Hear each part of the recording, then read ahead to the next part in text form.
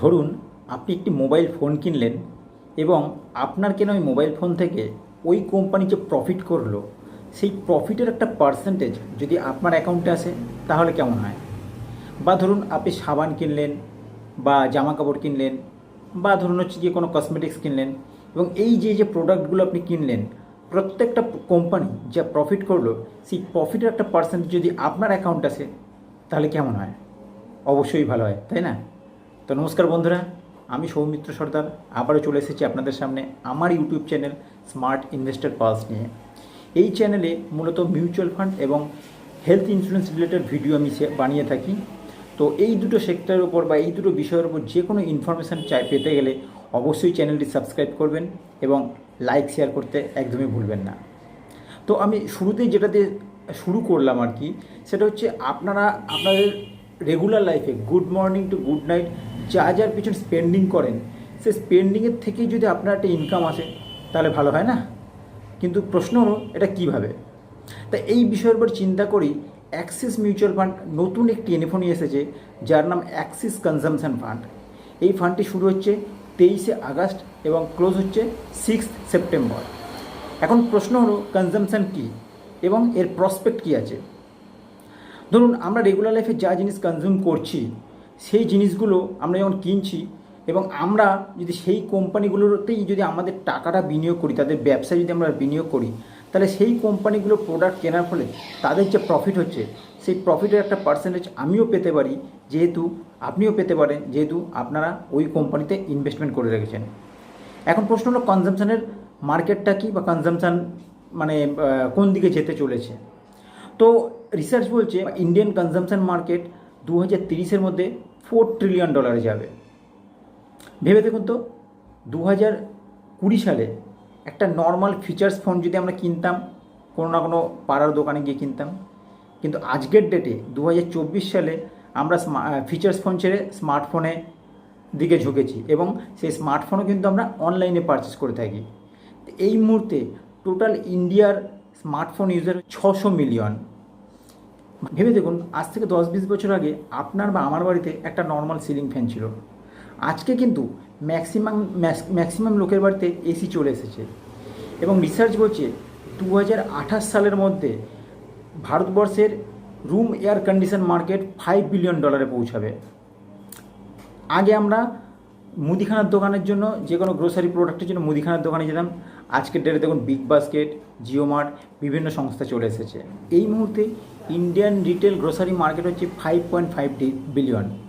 এবং যদি online shopping দেখেন তাহলে 23 সালে টোটাল 250 মিলিয়ন অনলাইন শপার্স ছিল। আমরা এখন ধরুন কোনো খাবার অর্ডার করার জন্য আমাদের জোম্যাটো বা সুইগি এগুলোতে আমরা কিন্তু মানে অভ্যস্ত হয়ে পড়েছি। তা ব্যাপারটা হচ্ছে এই যে আমাদের চেঞ্জ, এটা এর কারণ কী? কারণ হচ্ছে ডিজিটালাইজেশান, অর্থাৎ আমরা অনেক বেশি ডিজিটাল নির্ভর হয়ে পড়েছি।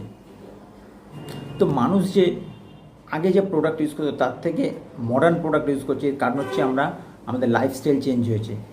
এর বড় কারণ হচ্ছে গিয়ে ভারতবর্ষের মানুষের ইনকাম বেড়েছে।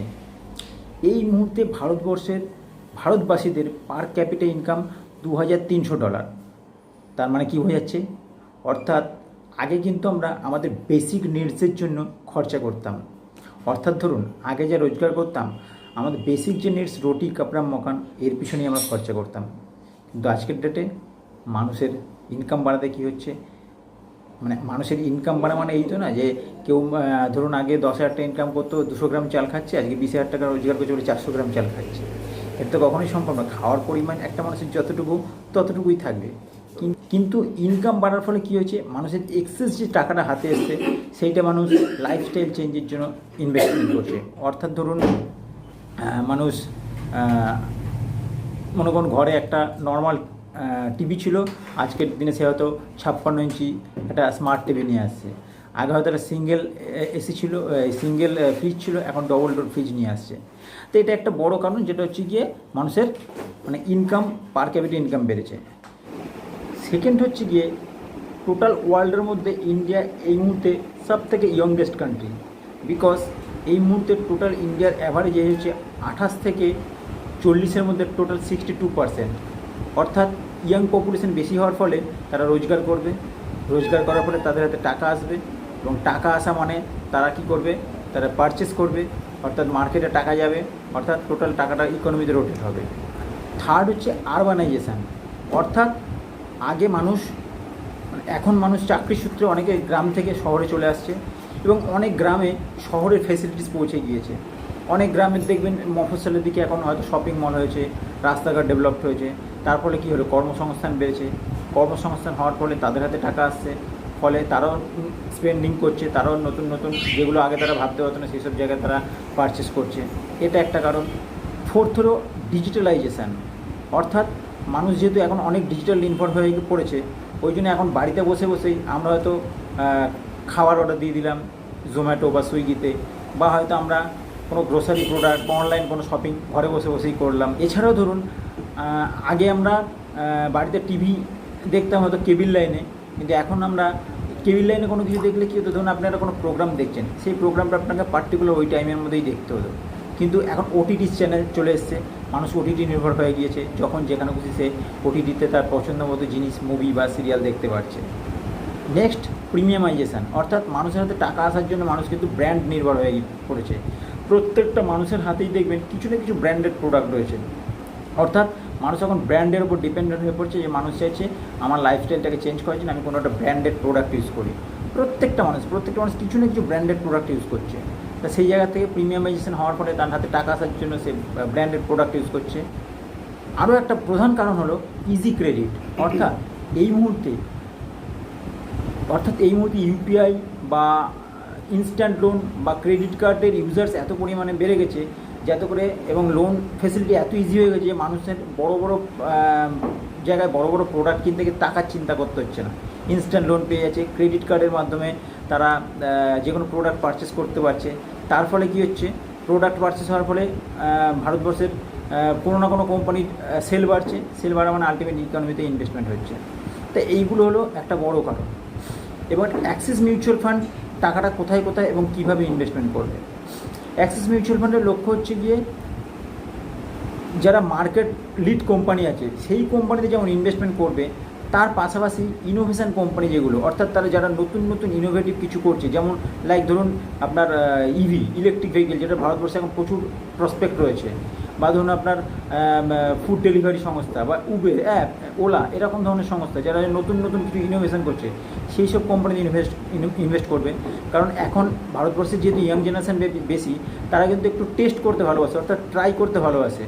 অর্থাৎ ধরুন আগে যেহেতু কী হতো, কোনো মার্কেট লিডিং কোম্পানির জেনারেশন টু জেনারেশন সেই প্রোডাক্টটাই বাই করে আসছে, এখনকার জেনারেশন কিন্তু নতুন কোনো প্রোডাক্ট বেরোলে চেষ্টা করে তার উপরে ট্রাই করতে, প্রোডাক্ট ইউজ করে দেখি কেমন হবে।